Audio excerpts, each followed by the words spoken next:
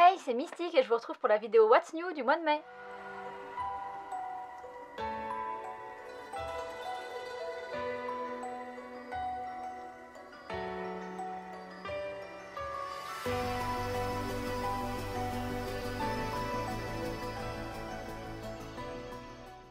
Dès que je suis rentrée du Japon, j'ai commencé à regarder les nouveautés du mois de mai pour pouvoir vous faire cette vidéo et donc comme d'habitude je vais commencer à vous présenter les mangas dont j'ai déjà parlé et qui ne sont finalement pas sortis les mois où je les avais présentés. Et je ne vais pas vous parler de l'album Mulan qui est finalement sorti au mois d'avril, donc c'est fini, vous n'en entendrez plus parler. Par contre, la Divine Comédie des classiques en manga chez Soleil Manga n'est pas sortie, j'en avais déjà parlé, et c'est pareil, le manga Devil Inside des éditions Komiku devrait sortir ce mois-ci. Si ça vous intéresse, j'en ai déjà parlé dans une autre vidéo, donc vous pouvez aller la voir. Ensuite, quand j'ai préparé cette vidéo, j'ai vu qu'il sortait le guide de l'univers de Minuscule, donc une série que j'adore, et j'ai été contente et dégoûtée en même temps. Alors contente parce que Minuscule, c'est vraiment un manga que j'adore, c'est un de mes chouchous, il est sûrement dans mon top 10, et dégoûtée parce qu'au Japon, je l'ai acheté en fait, et il est entièrement en japonais, et donc je n'y comprends rien, mais je m'étais dit, ouais mais j'ai pas vu qu'il allait sortir, alors du coup ça se trouve il sortira jamais, alors du coup je le prends, alors du coup je me suis bien fait avoir. Et oui, parce que voilà, je rentre du Japon et il sort le mois qui suit, donc moi je l'ai en japonais, donc c'est sympa, hein. Je comprends rien quoi, mais bon, c'est quand même, bon, ça restera dans la mangatech comme un truc un petit peu sympa d'avoir un manga japonais. Bon, c'est pas le seul que j'ai ramené, mais je suis quand même dégoûtée parce que j'aurais su, je l'aurais pas pris, j'aurais pris autre chose. Bon, c'est pas grave, en tout cas, pour ceux que ça intéresse, il y a le guide de l'univers de Minuscule qui sort au mois de mai. Ensuite, j'ai repéré un manhwa, un manhwa et un comics américain. Pour commencer par le manhwa, le titre c'est Retour aux sources, il est terminé en 2 tomes, il va être publié chez Kana, et le petit bémol c'est qu'il coûte 12,60 € il me semble, donc ça fait un peu cher, j'en ai déjà parlé dans les précédentes vidéos, mais 12,60 € pour un manga ça commence à faire cher, donc même si j'ai très envie de le prendre, je le prendrai en occasion. L'histoire, c'est 2 étudiants qui vont aller faire un stage d'été sur une île au large de Taïwan, si j'ai bien compris, un stage d'archéologie. Et en fait, il y a un garçon et une fille. La fille, elle, fait plus le stage parce qu'elle a envie de se rapprocher du garçon, mais lui, le garçon est originaire de cette île et en fait, ça va lui permettre de renouer des liens avec son père. Donc, le dessin, je trouve, de la couverture est très beau, il m'a tout de suite attiré. Et après, l'histoire père-fils, c'est des histoires qui m'intéressent toujours, donc je l'ai noté sur ma wishlist, même s'il est un peu cher, on verra s'il sort en occasion. Le manhwa est publié chez Glénat, il y a un seul tome en cours puisque ça sort en France en premier. C'est un peu du type shonen et l'histoire c'est l'histoire de 2 amis qui vont à la recherche du frère d'un des deux qui a disparu et qui en fait est parti rejoindre une mystérieuse cité où les gens en fait ont des pouvoirs. Donc on n'en sait pas beaucoup plus dans le résumé, mais comme c'est un manhwa, je m'y intéresse toujours quand il y a un manga français qui sort, donc je regarderai s'il a l'air bien, et si les dessins sont beaux, la couverture a l'air pas mal, ça a l'air d'être un truc d'action, hein, donc un shonen, donc on verra quand j'aurai feuilleté si je le prends ou si je le prends pas, mais en tout cas il attire beaucoup mon attention. Et donc le dernier, comme j'ai déjà dit, c'est un comics qui va être publié chez Casterman, il y a un tome en cours et le titre c'est Mech Academy. Alors c'est le premier titre publié dans leur collection Paperback et ça va être à 14 €, ça fait un petit peu cher. Bon apparemment ça va être un grand format et comme je l'ai vu dans les plannings de Manga News, je me suis demandé si c'était un manga ou un comics. Parce que les mangas américains, ça en existe, il n'y en a pas beaucoup, mais donc du coup, faudra que je regarde plus en détail cette information quand il sera sorti pour pouvoir le feuilleter. J'ai regardé les premières pages, elles sont toutes en couleur et le dessin ça fait vraiment comics, mais par contre l'histoire fait un peu plus manga puisque l'histoire c'est en fait dans le futur, il y a une élite qui est formée à la Mech Academy pour apprendre à se battre avec des robots pour contrer les extraterrestres qui essayent d'envahir la planète. Et le héros, lui, c'est le fils de la femme de ménage. Pour l'instant, il balaye derrière l'élite du pays qui est en train de se former, mais son rêve, c'est d'accéder à la formation et de pouvoir faire équipe avec un robot. Alors du coup, c'est pareil, c'est comme Orion, je le regarderai en magasin avant de l'acheter pour voir si c'est vraiment sympa. L'histoire a l'air cool, les dessins sont beaux, mais font vraiment comics. Et donc voilà, il faut que je trouve des informations. J'ai cherché avant de faire la vidéo, hein, bien sûr, parce que je ne suis pas débile, j'ai envie de vous donner le plus d'informations possible, mais j'ai pas trouvé d'informations, donc j'attends vraiment qu'ils sortent pour qu'il y ait plus de sites qui en parlent. Et donc voilà pour les 3 mangas qui ne sont pas des mangas japonais. Ensuite, on passe au manga dont j'ai lu des extraits, et le premier c'est Birdcage Castle, qui est terminé en 4 tomes aux éditions Doki Doki. L'histoire, c'est 6 lycéens qui vont aller en fait dans un parc d'attractions qui est un peu laissé à l'abandon, et ils y vont pour chercher une amie qui a disparu. Et en fait, ils vont se retrouver pris au piège et ils vont devoir résoudre une énigme pour ne pas mourir. Alors du coup, avant de lire l'extrait, j'étais un peu dubitative sur ce manga. J'avais envie de le mettre sur ma liste à lire en bibliothèque, et en ayant lu l'extrait, j'ai envie de savoir la suite. En plus, il y a un hibou dedans et j'adore les hiboux. Non, je sais, c'est débile comme histoire, mais ça joue quand même parce que je suis un petit peu bête. Voilà, non, mais c'est surtout le côté énigme à résoudre et le côté enquête qui me plaît, et donc je l'ai mis sur ma liste principale. Le deuxième, c'est le seinen Lost Children, qui est publié aux éditions Kiun, et pour l'instant il y a un tome en cours et c'est vraiment une histoire qui m'a beaucoup plu. Alors ça se passe dans un monde où il y a des castes, donc un peu comme il y avait en Inde il n'y a pas si longtemps que ça, où il y a des esclaves, et puis on monte de plus en plus en caste et on arrive aux classes dirigeantes, etc. Et donc il y a deux garçons qui se considèrent comme frères, voilà, de cœur, et qui viennent pas du tout du même milieu. Donc il y en a un, en fait, il devrait être un esclave et il va rejoindre la rébellion et les gens qui essayent de renverser ce pouvoir et qui essayent en fait d'abolir ce système de caste et ce système d'esclavage. Et l'autre, on comprend pas bien dans le résumé de quel milieu il vient. Alors j'aurais plus dit religieux, etc. par rapport à ce que j'ai compris, mais je suis pas sûre. Mais en tout cas, ils viennent pas du même milieu, donc l'autre vient forcément d'un milieu plus aisé, et il vit en fait caché dans la jungle, dans un petit village, je crois. Et en fait, lui non plus, il échappe pas à la violence de ce monde, puisqu'il y a des jeux de pouvoir, etc., même dans les classes dominantes. Et en fait, même s'il y en a un qui rejoint les rebelles pour renverser le monde, lui, son but, c'est de retrouver l'autre. En fait, leur but à tous les deux, c'est de se retrouver parce qu'ils ont été séparés. Mais en fait, ça permet de découvrir vachement le milieu et toutes les luttes de pouvoir. Et l'extrait donne très envie de le lire, même si je le résume très mal, mais c'est très très compliqué de résumer ce livre. C'est très dur à résumer parce que dans l'extrait, il n'y a que la partie du garçon qui vit avec les rebelles et qui en fait libère un village, et il n'y a pas toute cette partie avec l'autre garçon, mais c'est expliqué dans le résumé. Et je pense que pour avoir envie de le lire, c'est important de comprendre qu'il va en fait, l'histoire principale, c'est ces deux garçons qui veulent se retrouver parce qu'ils se considèrent comme des frères, et tous les opposent puisqu'ils vivent pas du tout au même lieu et pas du tout dans le même milieu. Je ne sais pas si j'ai réussi à vous donner envie de le lire. En tout cas, il existe un extrait gratuit si vous avez envie de vous faire un avis. Donc voilà, j'arrête tout ici parce que j'ai l'impression que je m'embrouille de plus en plus. Et ce mois-ci, dans les mangas que j'ai repérés juste par rapport au résumé à la couverture, il y en a 4. Alors c'est beaucoup moins que d'habitude, je suis assez fière de moi. C'est sûrement aussi parce qu'il y a beaucoup moins de sorties ce mois-ci, mais bon, on va se dire que c'est juste parce que je suis plus raisonnable que d'habitude. Et alors sur les 4 que j'ai repérés, ça a été très dur de dire mon chouchou couverture du mois, parce qu'il y en a 3 que je trouve que la couverture est trop belle. Alors je vais commencer par le chouchou couverture du mois, c'est Made in Abyss. Donc je trouve que vraiment le dessin est très beau, et j'ai regardé les prochaines couvertures, elles sont tout aussi belles. Alors du coup, le manga, c'est un shonen qui va être publié aux éditions Ototo, et il y a 6 tomes en cours. L'histoire, ça se passe dans une ville qui est en fait au pied d'une énorme faille, donc qui s'appelle l'Abysse, et il y a des gens en fait qui vont partir à l'aventure dans cette faille, et notre héroïne, elle est orpheline parce que sa mère est partie à l'aventure dans la faille et elle est jamais revenue, et elle, son rêve, c'est de suivre les pas de sa mère. Et un jour, en allant fouiner tout autour de l'Abysse, elle va découvrir et rencontrer un garçon qui va changer sa vie.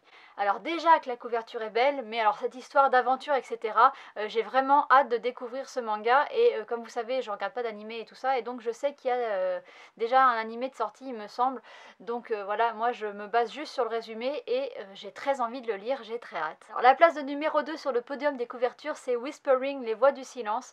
Je trouve que aussi la couverture est très belle, très simple, mais très belle, et elle promet un manga très poétique, je trouve. Alors oui, je me base sur une couverture, mais c'est comme ça. Le manga, il est terminé en 6 tomes et il va être publié aux éditions Akata. Alors l'histoire, c'est un garçon en fait qui entend les voix de tout ce qui l'entoure, donc que ça soit les plantes, les animaux, mais aussi les hommes, et du coup ça le met à l'écart puisque il peut entendre tout ce que les gens pensent, et même ses parents finissent par en fait en avoir presque peur. Dans le manga, il est adolescent et il va en fait essayer de se réintégrer parce qu'il a perdu ce don, et donc il va essayer peu à peu de se réintégrer dans la société, et il va rencontrer un petit garçon qui entend lui aussi toutes les voix de ce qui l'entoure, et une amitié va naître entre les deux personnages.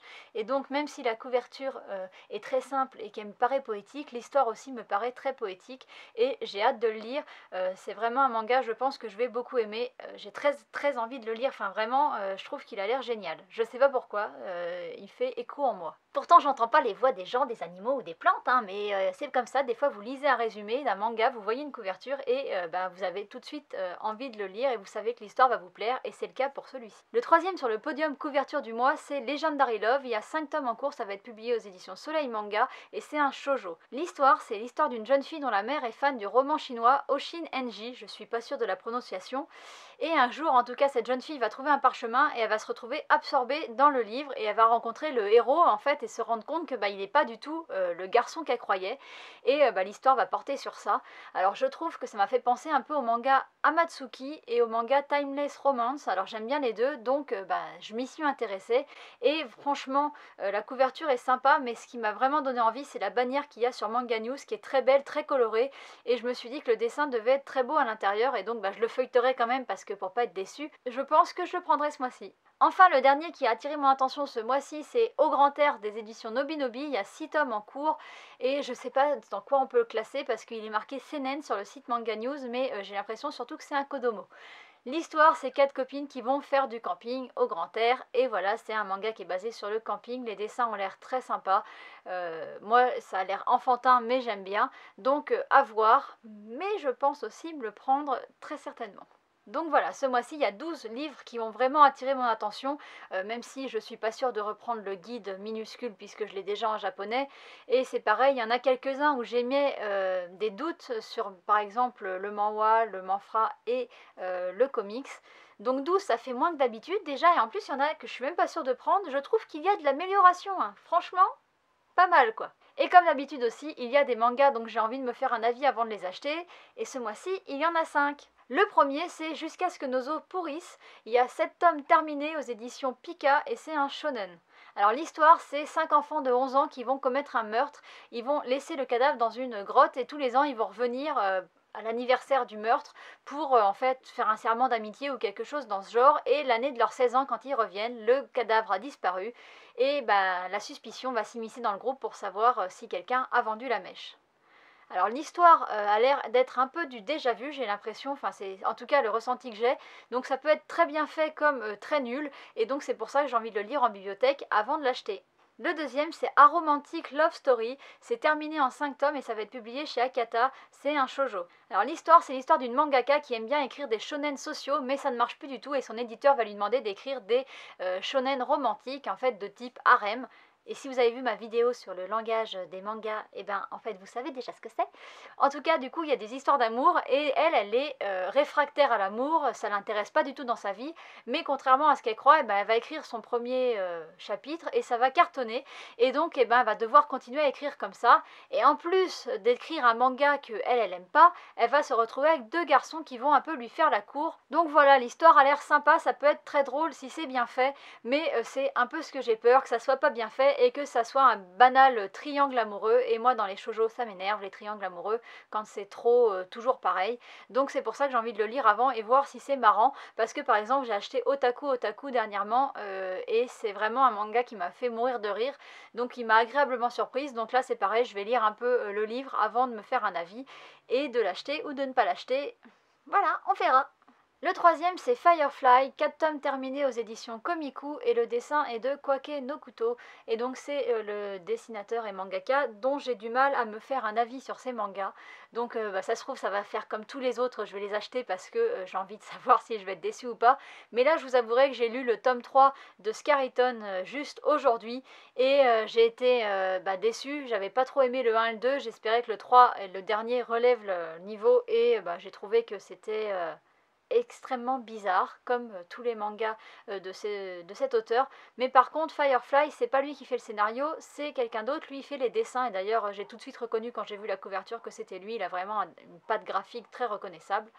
Donc on verra aussi si je craque ou si je le lis entièrement en bibliothèque. Alors l'histoire, c'est l'histoire d'un jeune homme qui vit un peu reclus et qui va devoir aller se rendre sur son île natale, enfin l'île natale de son papa, pour la mort de sa grand-mère. Et le corps va disparaître et le lendemain matin de leur arrivée, le village, ça va être très bizarre et apparemment très cauchemardesque.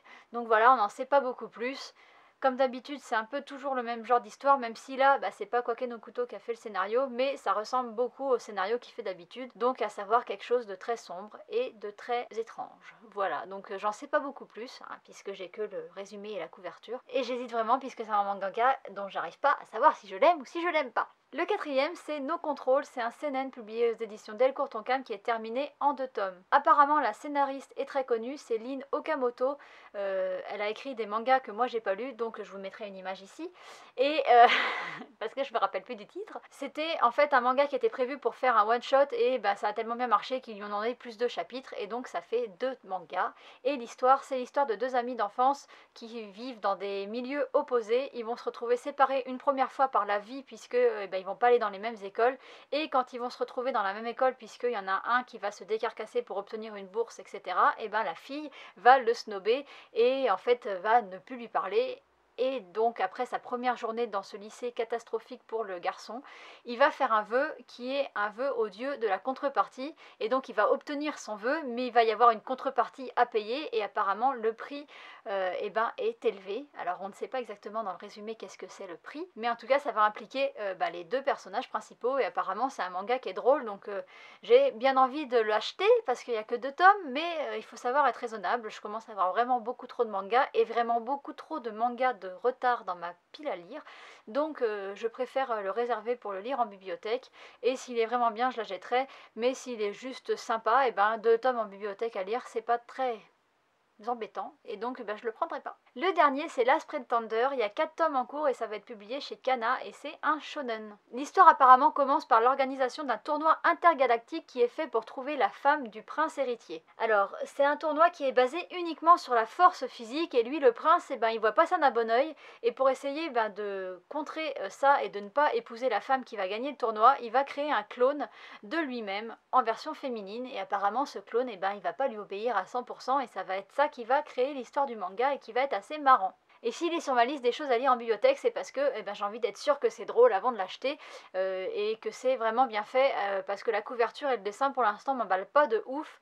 Donc je préfère voir avant un tome entier pour me faire un avis. Voilà, vous avez pu voir que ce mois-ci j'étais quand même plus raisonnable que les autres mois. J'espère que ça vous a aidé et que vous avez pu repérer des nouveautés qui vous plaisent. Si vous avez repéré d'autres choses vous, et que vous avez envie d'acheter d'autres mangas, n'hésitez pas à me le dire en commentaire.